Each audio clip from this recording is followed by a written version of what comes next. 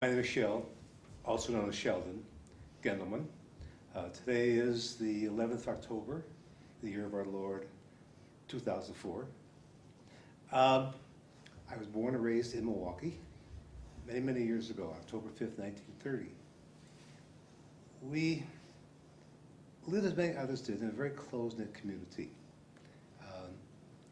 My grandfather came to this country as the first emissary to work hard as he did, and they worked night and day, sacrificed to bring over his wife and their children.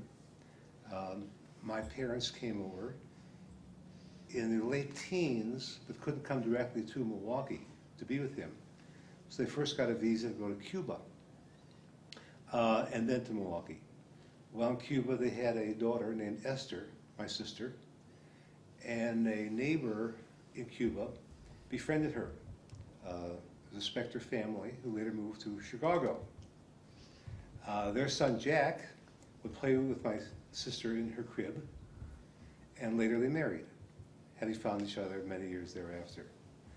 They now have 4 children. But the closeness that we experienced as youngsters growing up is unique to today's environment.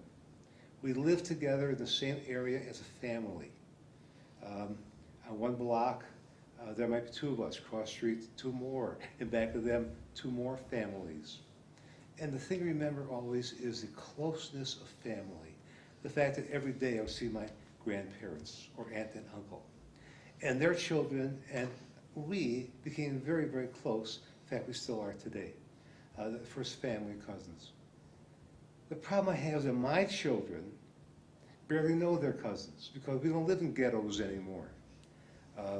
We immigrated to further the west side, then later to the east side, and we all lived on the east side, different communities, different lifestyles. It wasn't the same as walking across the street to be with a cousin. Those days I longed for, and my kids are less fortunate because they don't know their families as well as we did.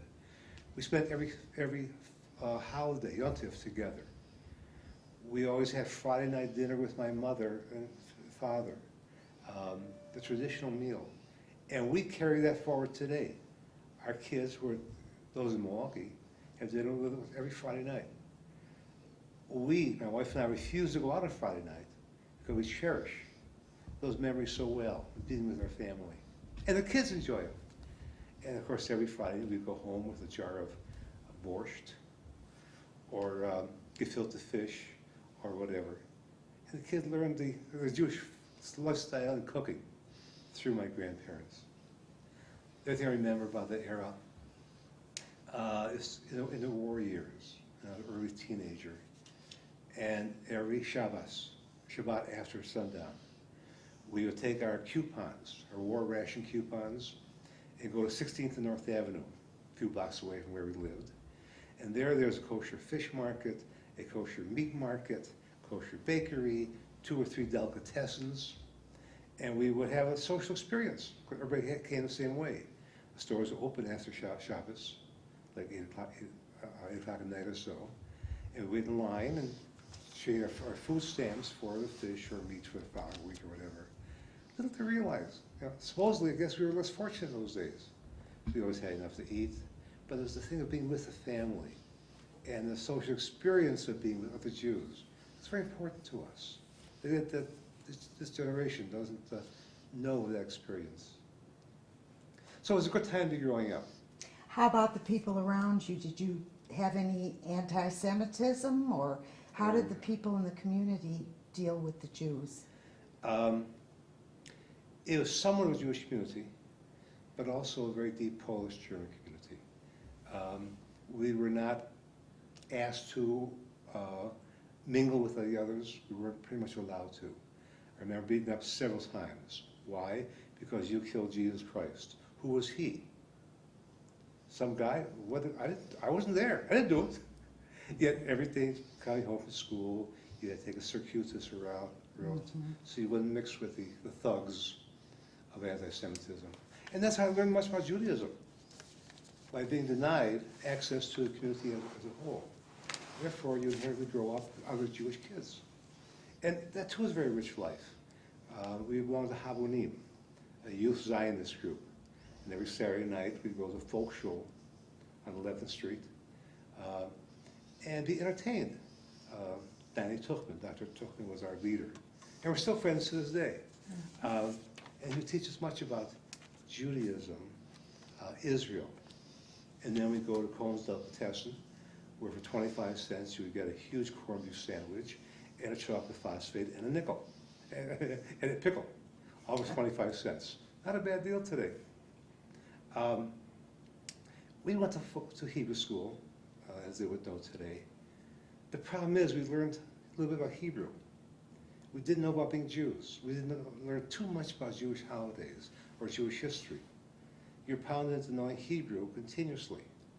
Well, prepared you for a bar mitzvah, but very little else. So I can read Hebrew today, big deal. I can't speak it, I don't understand it. And my kids taught me more about the Jewish history. When they were going to Cheder, or Hebrew school, then I learned going to mine. It was the old-fashioned way to go to school. Yet, a lot of people went to Hebrew school with are still my friends today. The other thing we did, which was exciting, gives you the basis for your lifestyle today. We were always going door to door for some charity. It'd be the blue JMM box, where you go door to door and ask for coins to buy a dunam. Dunam is similar to an acre of land in Israel. Because someday Israel will be our country, our homeland. And we have to buy the land now from the Arabs, so we have rights to settle there in the future. So besides JNF, it was the old welfare fund, which preceded today's federation. There are always poor people. There are always people emigrating to the United States. You got to help them. And we go door to door soliciting donation on their behalf. Today, What about wartime? Were you involved in World War II? Well, you were a child then, but the Korean War, Vietnam War, were you involved in that? I was going to UW-Madison and was the ROTC, Reserve Officer Training Corps, pretty much as a lark. And suddenly Vietnam came along. And I realized that as a graduation, I'm going to be drafted anyway. So I might as well go in as an officer. So I had one more semester to go for graduation, or after graduation to get my ROTC commission. So we had just gotten married, so I enrolled in law school and loved it. Enjoyed law so much. They got my commission, and the U.S. needed me desperately. They couldn't win the war Vietnam without me. I mean, Korea without me. So after graduation, my wife and I prepared to go anywhere in the country, in the world. We loved it. Korea was winding down. So we finally got our orders for 5th Army Headquarters, Chicago. Well, it's not where we wanted to go. We were going to go to Europe or East Coast or West Coast. Reported for duty in Chicago, 5th Army. They said, well, 10th, we really don't need you. I said, I'll take my discharge now. I said, no, you're out here 2 years. We want you to go to Milwaukee. In Milwaukee, we're free to travel anywhere in the world. We had no children, newly married. My wife even bought gloves and a hat to wear to go for being formal. No. So we were 2 years in Milwaukee, chasing AWOLs or whatever. That's no way to experience the Korean War. But I did get a Korean War medal, which I'm very proud of. Did you finish law school, or? No, that was one of the great regrets of my life. So you went into business? When I got out of the war, out of service, a baby was on the way. I was expected to follow through in the family business. It just would have been too difficult to go back to law school at that time. But I did vow, someday in the future, when I had enough to support the family without working, I'd go back to law school. It really didn't work out that way. Still time. Barely. Now I can afford it, but I haven't got the time or the energy. How do you connect with Israel? How did you and how do you now? Israel is a homeland of Jews. It's a salvation of the Jews. I know well during World War II how Jews weren't welcome anywhere. The anti-Semitism that I felt here made me realize someday I should live with my own people, and that would have to be in Israel. Um, Thank God there is in Israel. And I think that it's made better Jews of all of us. I've been involved in fundraising from time at a very, very young age. My father was a very ardent Zionist. He and Golda Meir were together in the formation of Israel. Part of Milwaukee's great history was Golda Meir and the Farban, the labor Zionist organization. I guess I was a junior labor Zionist. Many times I'd be dressing envelopes for the Farban meetings they were held at Beth Am. It was still even what my father built here in Milwaukee. AZA, B'nai Brit, any of that? Habunim. Uh-huh. Very, very Israel-oriented. We've been there many times in the past. I'm involved not only with the Jewish Federation, which is local as well as Israel. Israel Bonds, on the board there for many, many years. We have family living in Israel who we keep in touch with. And whenever something happens in Israel, it hurts us as American Jews because some of us have roots in Israel. We have emotional ties in Israel. So when you vote for a political candidate, do you consider their feelings about Judaism and Israel? And I'm an American Jew who feels very strongly that I have roots in Israel also. I'm not an Israeli citizen, but if one candidate was certainly better for Israel, I would take that in very strong consideration. I'm not a one-dimensional voter, but I give very strong credentials with faith in Israel. But all politicians are pro-Israel because it's America's best interest. It's the only democracy in the Middle East. We know that we can count on the Israelis. We can use their ports. We can use their airports. I understand we store equipment there for when we need it. So Israel is really dependent upon the United States, but the U.S. also very dependent upon Israel. so now let's talk more about Jewish life in America. We're celebrating 350 years. How do you see the present and the future of the Milwaukee Jewish community? I'm very concerned. When I go to the many meetings I do go to, with many involvements, I look around me and say, my God, I'm amongst the oldest in the group. And I'm not that old, I don't feel I am. Yet, where are the youth? Where are the young people coming up? I'm also concerned, fundraising-wise, in that my generation, or generation just prior to me, were great entrepreneurs. They accomplished a tremendous amount. They had these huge organizations that went public, lots and lots of wealth, and they're benevolent. They gave money to other Jewish organizations. It was easy because they had stock, publicly held stock. So you got a tax deduction by donating paper. Now you get a tax deduction by donating cash. That's the hard way. And the young people today aren't as Jewish as I was. They don't have the same feeling of tzedakah, helping the needy, as I did while growing up. I recall vividly how during dinner there might be a knock on the door, and some poor immigrant or a traveling rabbi would say, I'm hungry, would you feed me? And suddenly my mother wasn't hungry anymore, and her portion would go to him. And then we'd give him some money so he'd continue his own way. Or when a new family came into the city, we would make sure they had housewares, furniture, that type of food on the table, until they got an opportunity to get going. And many times my father would give them work in order to give them some money to fulfill their needs. I don't see our next generation doing that. They're accomplished, they're professionals, they aren't the super wealthy of the Jews that grew up earlier. Those Jews are gone or they moved elsewhere. They made their money here and spending it in Florida, Arizona, wherever. So there'll always be a federation, there'll always be a Jewish community center, but they won't be as prosperous as a generation before us. The needs are so great. There's some major fundraising campaigns going on. And I only wish we accomplished our goals. It's not going to be easy. But in addition to their money, we need their input, their expertise, their involvement in the community. And I don't see it happening in the numbers that we shared. So there will be Jewish people. I'm concerned about intermarriage.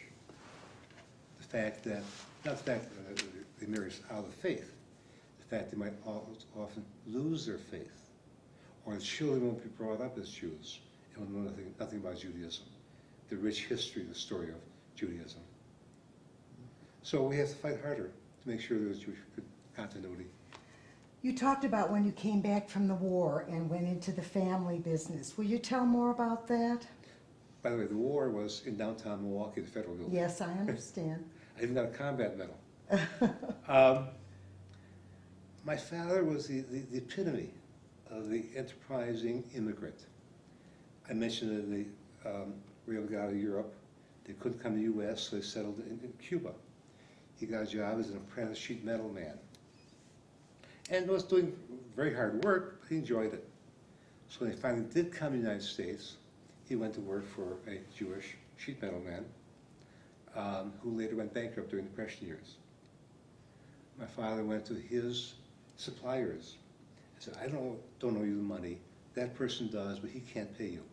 If you trust me and give me credit, merchandise, I guarantee you I'll pay you for his debt. So you have nothing to lose by trusting me. They did. They prospered. And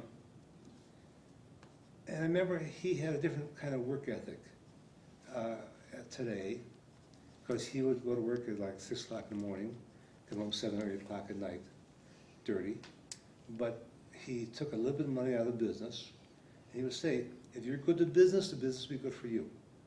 But you can't bleed the business. You have to put back in so it grows. It's the ethic we stay with our entire lives, following through his business. He never had a union, but unions weren't that strong in those days. But he had employees that would never go on union, because if he saw they needed a pair of shoes, he would take them next door to a shoe store and buy them shoes. If winter was coming and they needed a jacket, he would take them to a clothing store in the area, buy them clothes. If the kids were sick, he'd make sure they had medical treatment. I guess that's a better HMO than we have today. And his result employees worked night and day to help him.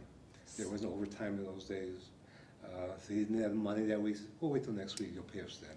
So were you happy in the business? Did you do it as an obligation, or did you enjoy what you were doing? Would you have rather done something else, maybe? It was a sense of expectation. The family built it. It was good to the family eventually, and the family owed it to continue it for our children. Did I like it? I enjoyed the challenge of being in business. I enjoyed seeing it grow. It wasn't what I would want to do today. It is what I want my kids to have done.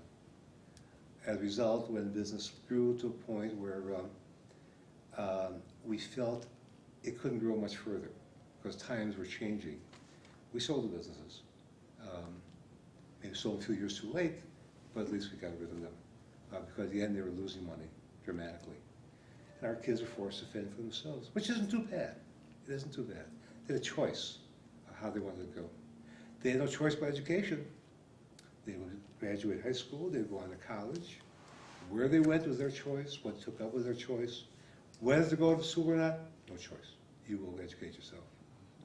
Because my folks didn't have the opportunity to become educated. They forced me to have the opportunity. And I guess I want to make sure my kids are better educated than me. Would you have chosen something else to be your life's work if you had had a choice? I mentioned law. I think I would have enjoyed doing that. In fact, I'm kind of involved with law today. There's something called Office of Lawyer Review.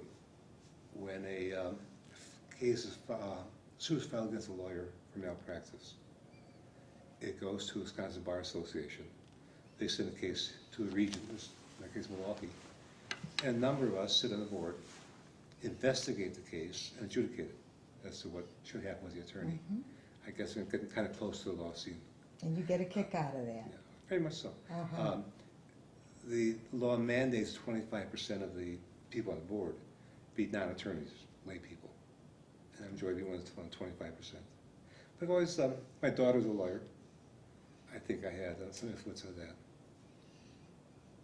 How about involvement in the non-Jewish community? Have you ever done anything in that area? I've dabbled in it. I think we Jews owe an obligation to our community. Certainly very involved in many Jewish boards and organizations. I'm involved in the United Way as a solicitor. I believe very strong in education. I believe in technical education. So I've been involved with MATC, Milwaukee Area Technical College, for well over 20 years. I'm the outgoing president of the board. I've served on the board for many, many years, chair of many committees. I'm involved on the board with COA, Children's Outing Association. Started by Jews 100 years ago, next year.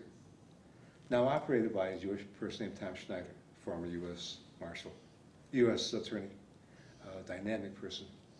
We serve over 6,000 inner city youths in many different ways, as far as after-school programs, hippie programs, teaching them before they enter the NPS system, a place to go to after school to keep them off the streets.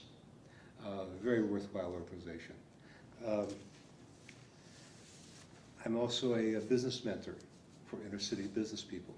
I'm also a reading mentor for NPS kids in the 3rd and 4th grade. Because we know, until about the 4th grade, you learn to read. But after 4th grade, you read to learn. So if you haven't got the basis of knowing how to read before the 4th grade, you're lost from that point on forward. And we must educate our kids. You mentioned education for your children. How about their Jewish life? Did you practice traditional things? Are they involved with Judaism now? They always come to synagogue for the high holidays. Regrettably, more as a favor to me than their strong feeling of Judaism. They don't have these feeling of a supreme being, a deity, that I have or experienced growing up. They're recognized Jews. They give to charity. They're not as involved in Jewish causes as I am, regrettably. Maybe sometime in the future when they can better afford it, they will.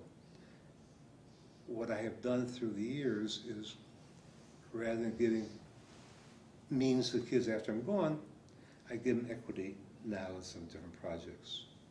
With proviso that 10% of what they get must go to charity. Of the 10%, half must go to Jewish charity. Their choice. They are the executors of my estate and my wife's. Same kind of provision. They govern where the funds will go after our demise. Again, half at least must go to Jewish causes. So of course you're very involved in Judaism. Do you have non-Jewish friends? Do you have your circle of friends, are they all Jewish? Or? No, I think our closest friends are Jewish. Many I grew up in high school with, but our acquaintances are certainly non-Jewish. But there are people who would never dream of being anti-Semitic, could conceive of it. They're usually liberals. They have black friends as well as Jewish friends as well as atheists and whatever. Some of the Jews I know are atheists. We're still very close as individuals. It's a person's sense of values more than their religious background. Good. So let's go on to some other kinds of things. For example, what is your happiest moment in your life? Seeing people prosper, succeed, because of my input.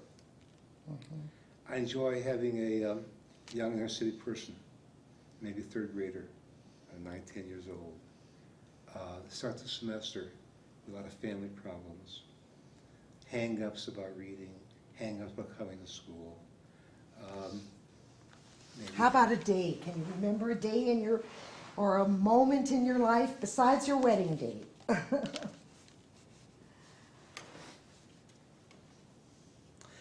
Birth of children, gratification. Okay. Now to grandchildren, seeing them grow, I had input in it. Flesh of my flesh, blood of my blood, they'll sing. Recognizing in them, maybe my family background. Nothing personal that I've accomplished. We travel an awful lot. I love doing that. Take great gratification in being together, going around the world many times. But just seeing others that I had a hand in helping to be developed, seeing them grow and develop. How about sadness? Lost of parents. Last week was Yisker. And you always remember the good things about the parents, their influence on you. I wish I could talk to them today. Wish I could show them the kids of ours and my nieces and nephews, how they've grown, been influenced by them. They would have been very proud to see how their three children worked out. Is there something about yourself that you think no one knows? We want to know your secrets. I've never had a secret life. I've been a very open life. I'm not a big partier. I've always been faithful as a husband, friend, father. I have more pride in what I've accomplished than regrets. How would you like to be remembered? As someone who made a difference. We're on this earth for a very short period of time. We can't only take. We must give back. We must recycle. We're very involved in the environment. My wife's very involved with the Pure Wisconsin group going out, with clean water in Lake Michigan.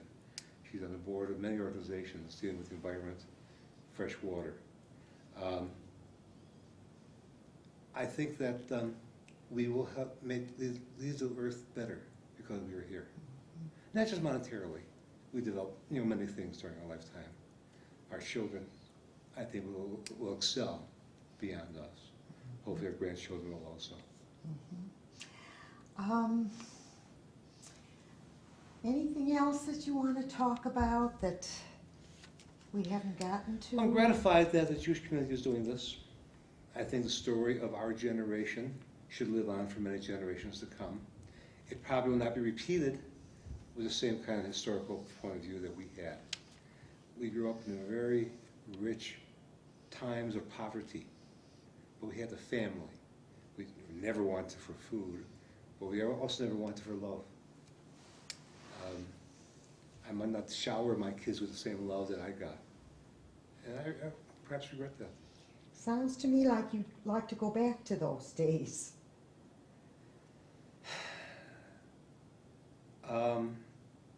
I miss that kind of family life.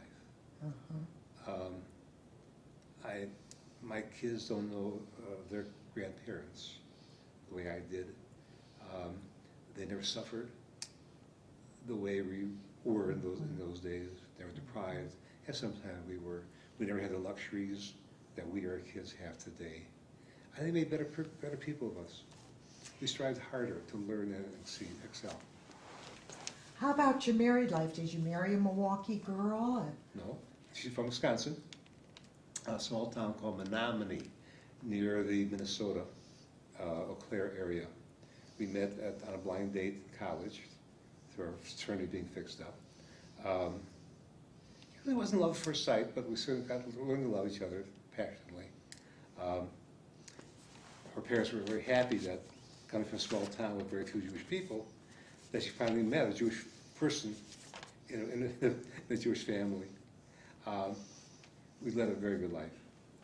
Well, we are deep in love. We just finished our 51st wedding anniversary. Hopefully there'll be many more. And you have good relationship with your children, as does your wife. Yeah, can't complain about that. We enjoy many of the benefits of having worked hard in our life. I mentioned travel. We have a boat looking out Lake Michigan now. We love being on that, to get away, to feeling of being with nature, with the blue sky, the soft winds, and the blue water. It's a magnificent feeling. Channeling nature to your own purpose by using the wind to propel yourself. I'll tell you, it's good for recharging the batteries. Mm-hmm.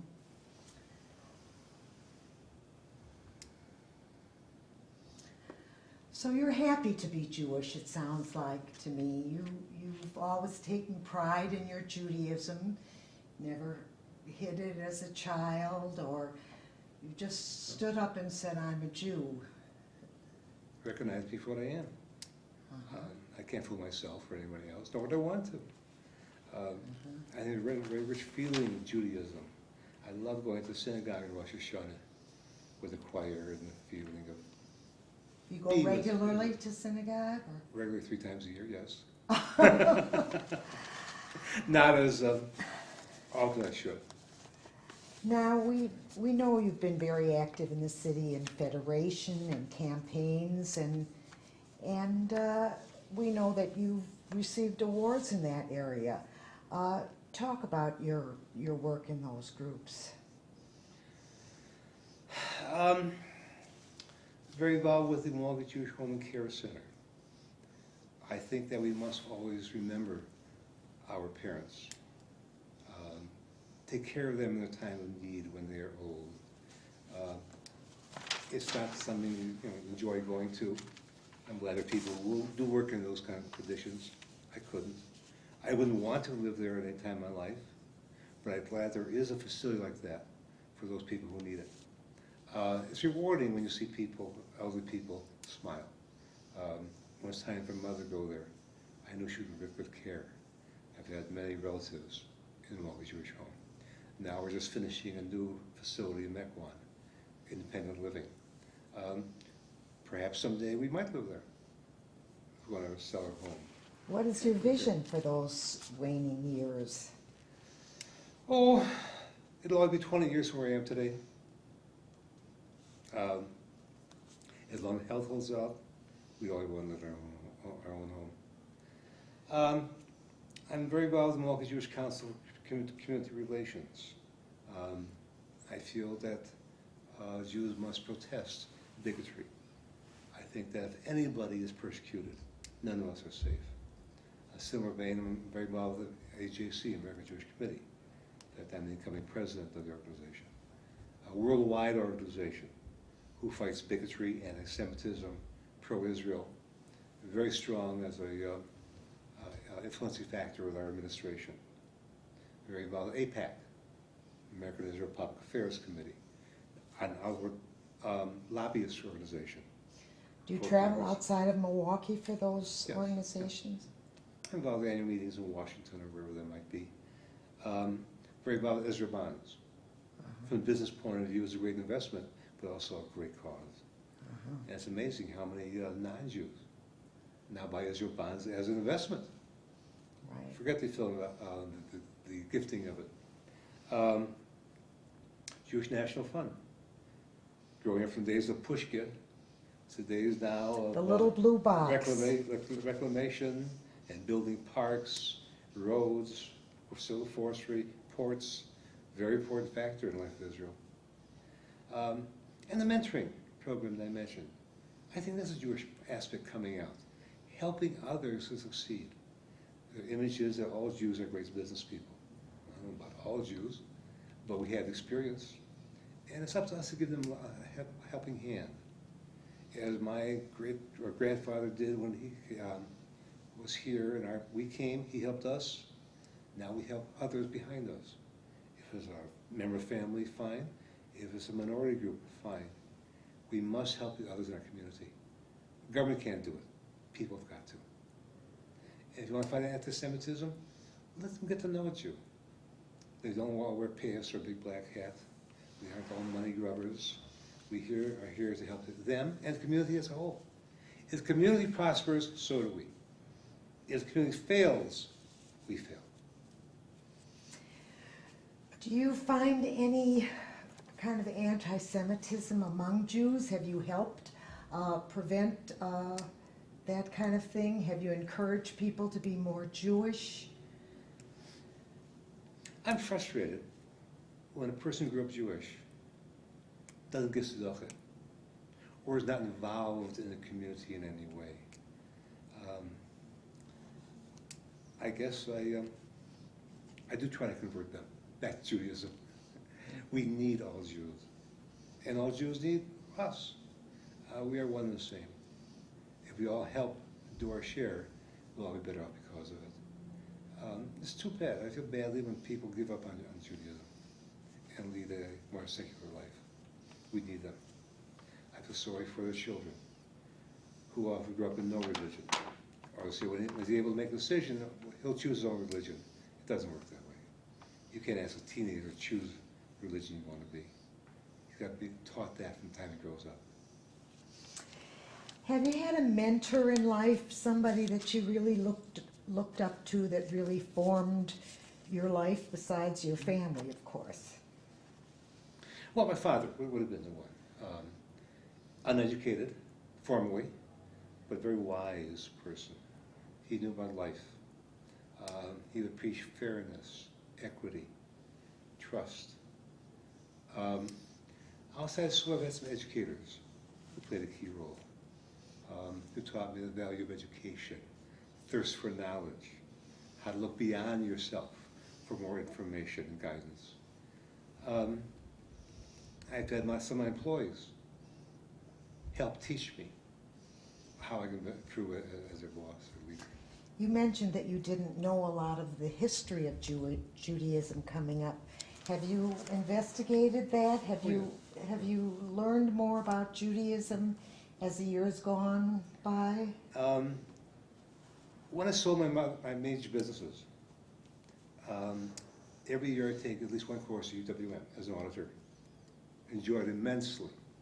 It's filled with retired Jewish doctors, lawyers, whatever. This year I take a course in American Foreign Relations. But I also take courses from synagogues in the history of Judaism, the meaning of the Torah, whatever. And I think I'm enriched because of it. And then I just hang out at the Jewish Community Center with other Jews. You get discussions and you learn a lot from them. As I hope someday they learn from me. How about in the Schwitz? Oh yeah, especially with your husband. He's a great one to schwitz with. How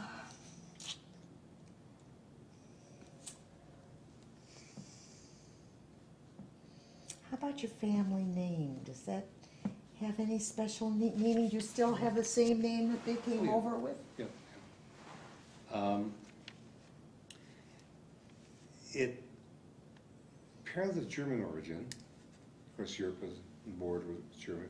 My folks came from Russia. There's a German influence there. They said it means something like a person who was a craftsman.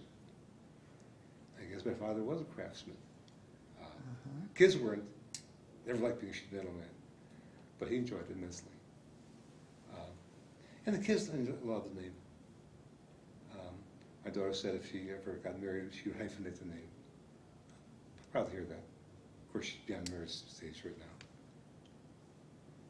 My two sons had married, my daughter never had. Too busy being a very busy attorney.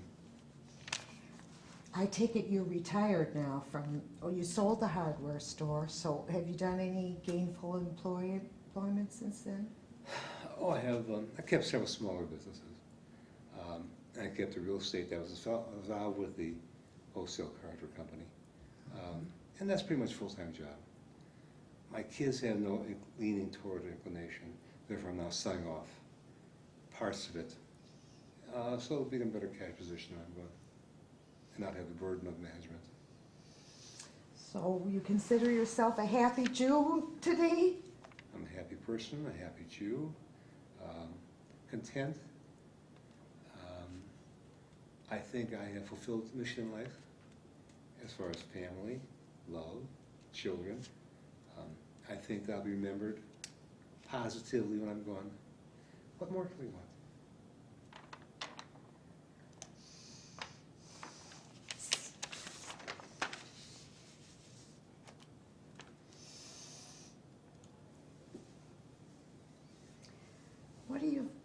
What are the things that are most important that you've learned in life?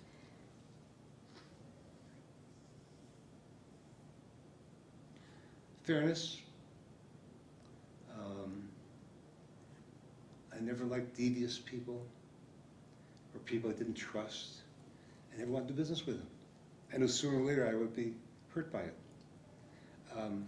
I wear my feelings on my shoulder. People learn if I give my word, they can bank it. I've won many, many big deals on a handshake or verbally, later written out in contract form. I'm proud of the reputation. I think something we all must have.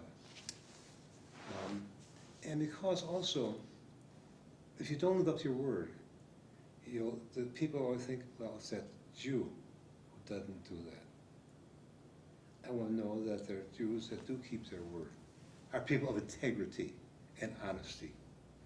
And it's been a great pride in my life. I don't lie, I don't cheat, but nor do I want to be lied to or cheated to. So it's very simplistic. Do you have any enemies, people that you really don't get along with? Well, last Yom Kippur I was thinking, is there anybody I should go to ask forgiveness? I can't think of anyone. Because if I did not treat someone fairly, or at least their perception was, I would have gone to them long before Yom Kippur and made it right. Because I don't want things to fester. If within the family some things are misinterpreted, or they don't think they're being treated fairly, we resolve right there and then, and not let it go beyond the stage where it hurts. So no, I don't think I have any enemies, at least not that I know of.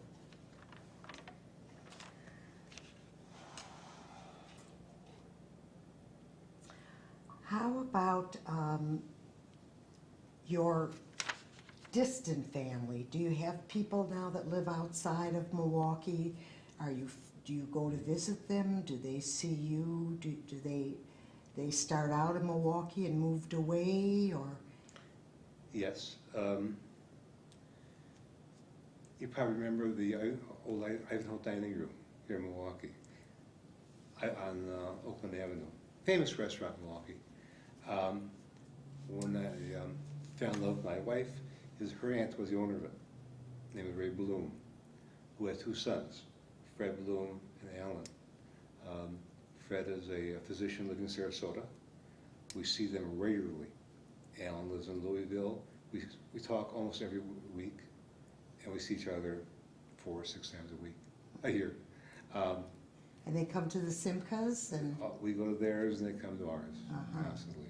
Either they come to Milwaukee, go to Wisconsin football games. One of the biggest Simcas of all.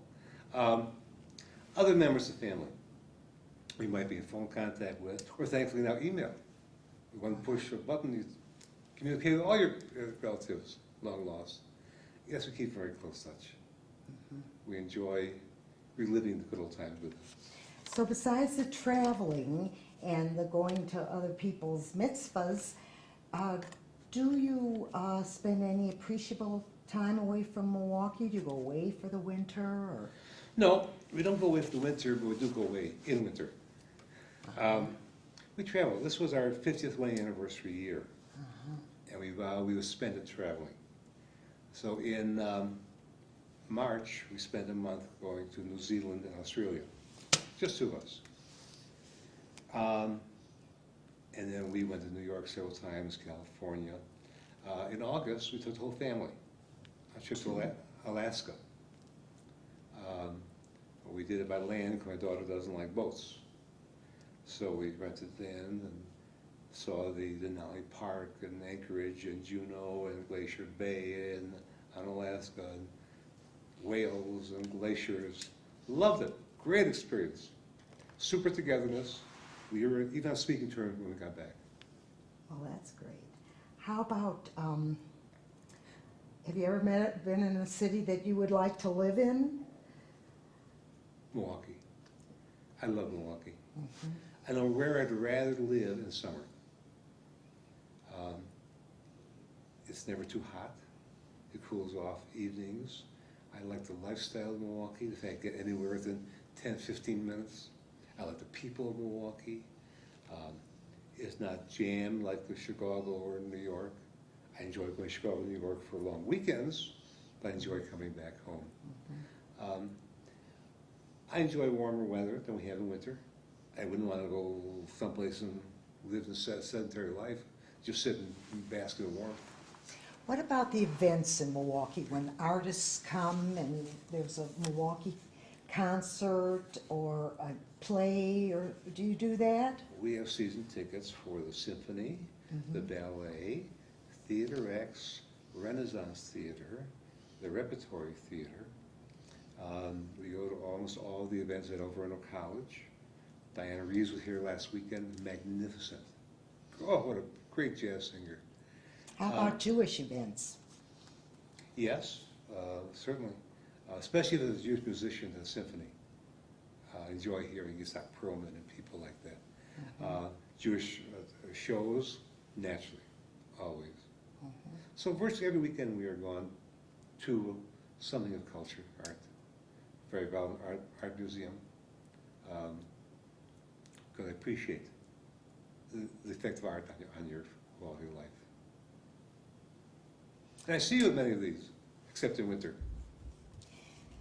How about your kids? Do they go to these things? Do they participate? Do they, are they involved in Jewish life? I know you said they're not very observant, but they consider themselves Jews, and do they? What's interesting, without being pushed or forced, most of their friends are Jewish. My two sons married Jewish women, thankfully.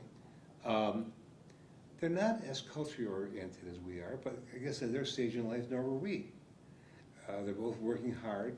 They come home at night rather tired, or they have families to be taken care of. We have the freedom of being almost retired. We can go wherever we want, do whatever we want. What more can you want out of life? We're enjoying the fruits of our labor.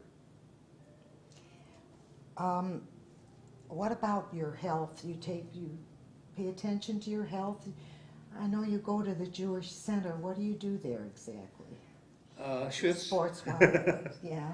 By the way, I think working out with Jewish people is a Jewish experience. I do. Although I also belong to a club where we play tennis 2 or 3 times a week.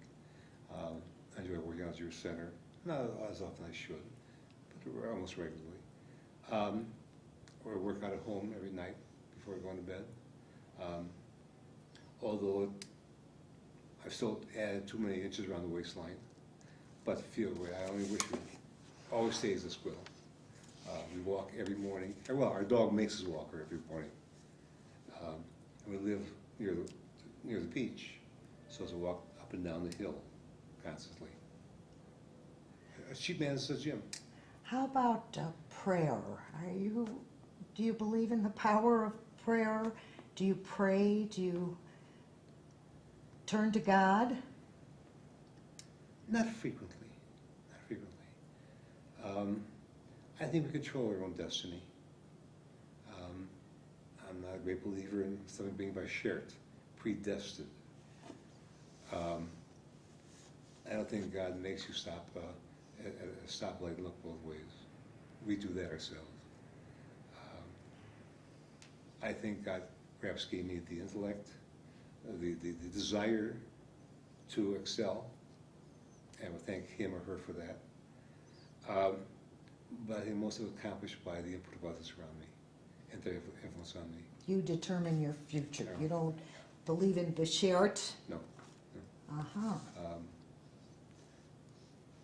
I don't believe God had a hand in getting me fixed up on a blind date with my wife-to-be.